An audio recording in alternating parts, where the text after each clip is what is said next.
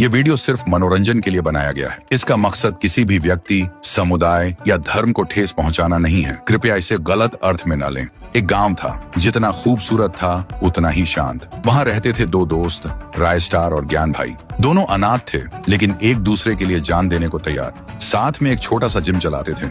गांव के लड़के वहां आके ट्रेनिंग लेते थे। और दूसरी तरफ एक और गांव में रहता था फाइट 444। उसके पास अपनी सेना थी, दुनिया के महंगे महंगे हथियार थे। उनमें सबसे महंगा था फाइटर जेट। वो इन सब से हर एक गांव को अपने कब्जे में लेता था। और अब फाइट 444 का टारगेट था वही गांव जहां राय स्टार और ज्ञान भाई रहते थे। एक दिन फाइट 444 ने अपनी सेना के साथ उस गांव पर हमला कर दिया। आसमान से मिसाइलें, जमीन पर गोलियां, हर तरफ सिर्फ धुआं और आग थी। गांव का हर इंसान घुटनों के बल बैठकर गांव के लिए भीख मांग रहा था। ज्ञान भाई भी वहां था। राय स्टार किसी काम से बाहर गया हुआ था।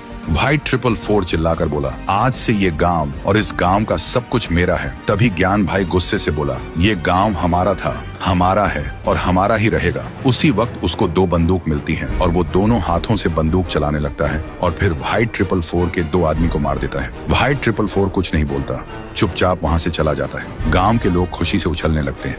लेकिन उसी रात ज्ञान भाई राय स्टार को लेने जा रहा होता है। रास्ते में फाइट 444 का आदमी उसका रास्ता रोक देता है। ज्ञान भाई चौंकता है, बाइक का ब्रेक लगाता है। तभी पीछे से एक और आदमी आता है और ज्ञान भाई के सिर पर वार करता है। ज्ञान भाई वहीं गिर जाता है। अगली सुबह गांव में हलचल मच जाती है। गांव के बीच एक पेड़ से ज्ञान भाई की लाश लटकी मिलती है और उसकी छाती पे लिखा होता है, अब गांव मेरा है। जब राय स्टार को खबर मिलती है, वो भागते हुए आता है और ज्ञान भाई को देखते ही टूट जाता है और रोने लगता है।